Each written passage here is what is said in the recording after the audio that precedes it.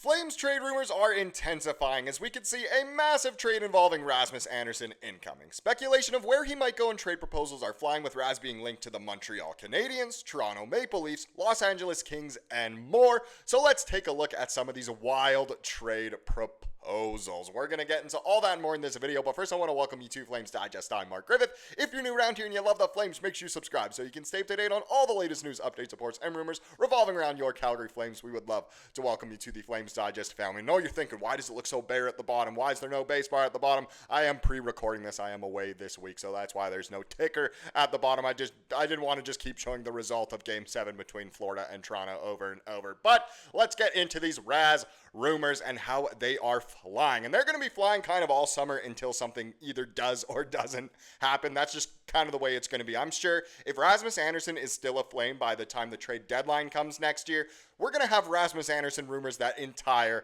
time. We all remember the Jacob Markstrom trade rumor saga, and now we have the Rasmus Andersson one. So it might get a little bit crazy here. But as we know, off-season trade targets, big one, Rasmus Andersson. With 1 year remaining on his contract, Calgary has a decision to make.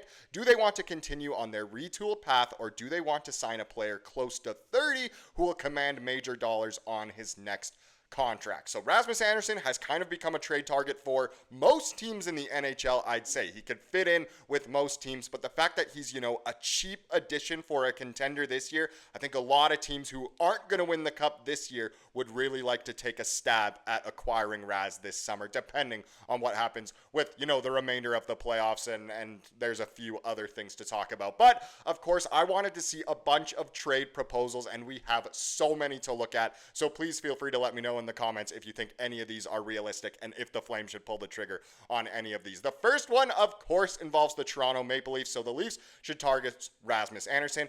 It looks like his time in Calgary is done. He's got history with tree living as well. Gotta hope Morgan Rielly waives his NMC, and that's the guy you get to replace him with. So essentially what Jahan is saying here is that the Leafs should trade Morgan Rielly for Rasmus Andersson. Now, from a Flames standpoint, I'm thinking that I don't know if I'd want to acquire Morgan Rielly. He kind of played awful against the Florida Panthers in the playoffs, so I'm not too sure. And Morgan Rielly, he's really doesn't fit the plans of the future for the Flames, so I'm already thinking I don't like this one, but I could see it making sense, but it wouldn't be one for one. But either way, that's a crazy one to start with. A little link between Calgary and Toronto, of course, with Boston Pizza Brad involved, but interesting overall for that one. Next one here, honestly, this one is just kind of crazy. So Yo Hovrat said, Keandre Miller, Brody Lamb, and a 2026 third for Rasmus Andersson and a 2027 fifth.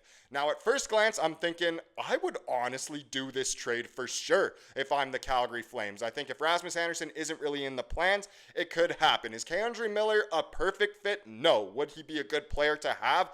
Yes. Brody Lamb? Good one as well, a good little prospect to have.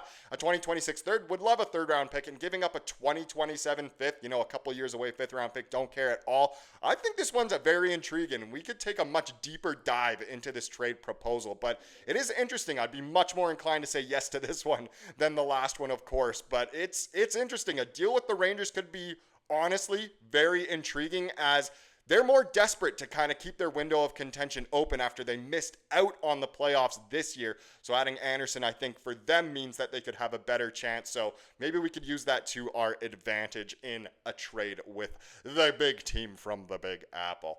Next one here. It is in French, but essentially what this guy is saying, he and Rasmus Andersson for me. So this guy, Stefan, he is talking about the Montreal Canadiens. I can't remember who the first person was in this thread, but I just really only care about Rasmus Andersson. But he's saying, who are the guys you would want Montreal to go after? So he's saying Rasmus Andersson for me, Matheson for Andersson. The Flames have too many righties. Weegar plays on the left side, and he is a righty. So overall, very interesting. Would you want to trade Rasmus Andersson for just Matheson again? I don't think I'm doing this if I'm the Flames. I think there needs to be more in a return. No offense to Matheson, but I think Rasmus Andersson is better. I know Andersson's stats were quite dog this year, but still, I could see a trade happening. And it's funny because Habs fans seem almost certain that Rasmus Andersson will become a Montreal Canadien. Just ask Josh Goss, the host of Habs Digest, and go see, Habs fans talking wherever on social media. And it seems like they're certain that Andersson is going to become a Habs. So a trade with the Habs honestly could happen. Personally, for me, I would like more than just Matheson, especially since, come on, give us the future considerations in the Sean Monahan trade, since that clearly blessed you guys with your first round pick this year from us. So an interesting one here again, but feel free to let me know what you think. Next here, this one interesting as well. It came from Locked On Flames. So Jess Belmosto, the host of that, said, could the Calgary Flames trade Rasmus Andersson for Mason McTavish? Now this is a more interesting one. McTavish fits, the Flames timeline. A young forward who still has a lot of potential, hasn't quite, done as amazing as most people thought. He totally has the syndrome of he played for the Canadian World Junior team, so everyone thought he'd be an absolute stud. But I think so far this is the most realistic trade proposal. Again, I would try and squeak out maybe a little bit more out of Anaheim there, but again, that's a very interesting one overall, and so far that's the one I'm the most inclined to pursue. Next here, so Matchsticks and Gasoline. They said, if I was Conroy, I would have a live auctioneer to take offers during the draft on Rasmus Andersson with 50% retention. The Flames get so much back. I would imagine many contending teams may offer big assets for a 2/3D at 2.27 mil. Plus, you could see fringe clubs offer bigger packages with the hope of re-signing. It's so true. This one isn't necessarily a trade proposal, but it's saying this is what the Flames should do, and I 1000% agree. Rasmus Andersson with 50% retention could land the Flames an absolute boatload in a return. First round picks are really good prospects at the position we need with the shot we need. I think this is a sensational idea, especially with those kind of fringe clubs either trying to really make the playoffs or the ones that, kind of fell out in the first round this year. I know the Devils could be a team that could definitely go for Razz. So it's, man, I really like this idea, and I do sincerely hope that this does happen. Next one here, I think this one's more of a joke than anything else, but the LA Kings, obviously, they just hired Ken Holland to be their new GM. What are they thinking? I think this is punishment for choking against Edmonton so bad. But here, Dylan said Brandt Clark for Rasmus Andersson coming soon. I mean, I'd take this in a heartbeat if I'm the Flames, Absolutely, I want Brandt Clark. He is an insane young player for the Kings. I think any team would want him to play in their organization. And for Razz, with the uncertainty behind his future with the Flames, absolutely I'm making that trade. Does that put LA over the top? I don't think so, but it's the type of trade that Ken Holland could make. Maybe I'm too high on Clark here, but I think that would be an amazing trade for the Flames if it were to come to fruition. Now the next one here, they say Rasmus Andersson 50% retained and Blake Coleman for Rossi and a first. Now this of course is Marco Rossi from the Minnesota Wild and a first round pick. Now this is a trade that could kind of happen at any time. Could it be, around draft time? Maybe. Minnesota's one of those teams where, yeah, they made the playoffs this year. They lost in the first round. They could try and make a sincere improvement, and trading away Rossi seems very likely, and getting rid of a first, maybe they think they already have the parts they need. Andersson and Coleman could be great. The only thing for me is with that 50% retention, I'd try and throw in a good prospect or another pick, not another first rounder, but maybe like a second or third rounder. And I think I love this trade. This is a really, really good idea here, but I like it a lot, and I think this is something that is more realistic than anything we've seen, just in the fact of where Rossi is with Minnesota, where Andersson is with Calgary, and even where Coleman is with Calgary. I know the Flames would like to keep him around for the culture and the leadership, but when it comes down to it, is he really in the plans for the future? No. Would Rossi in a first be? Yes. So overall, I like this one a lot.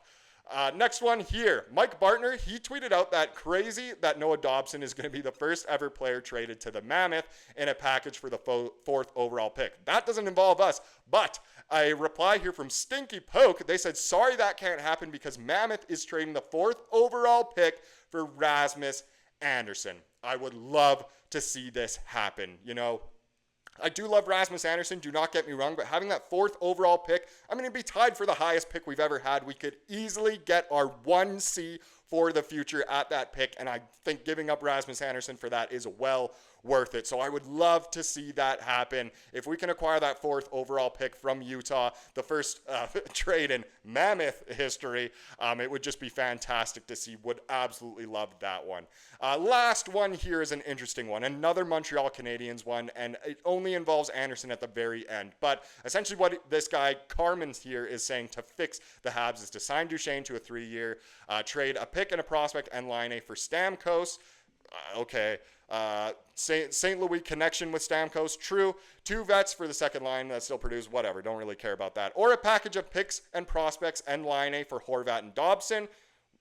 The Islanders are involved in crazy. Or, here we go, a package of picks, prospects, and Patrick Laine for Kadri and Rasmus Andersson. So interesting. This was the most interesting one overall. It would have to be, some very high picks or some really good prospects, which I know the Habs do have. I'm not too inclined to pick up Laine. I know he had a little bit of a renaissance this year with the Habs, but then got benched in the playoffs. So I don't know. I don't want Laine around. It's just another Kuzmenko in my eyes. But either way, this one's very interesting. A package of picks, prospects, and maybe Laine, I guess, for Kadri and Andersson. It could happen, and again, Habs fans certainly think Razz is destined to end up in Montreal, so it's overall, I just wanted to end on a very, very interesting one, but feel free to let me know which trade you like the best, or if you have an even better and more realistic trade proposal for Razz this summer. Now let's wrap up this video with the comment of the day, as we love to do here on the channel. Like I said, I'm pre-recording this one, so this one comes from a few days ago, but I like this one a lot. Very positive from M. Foster here. They said, Basha is going to be elite, way too much skill to just be average. And so far, obviously, in his return to action in the WHL Championship, he was incredible. At the time of recording, super excited to see what he will do in the Memorial Cup, of course. And hopefully he is going to be an elite player, because he looks like he has all of the right tools. Thank you so much for watching this video. Please subscribe to what you saw here today, and have a wonderful rest of your day.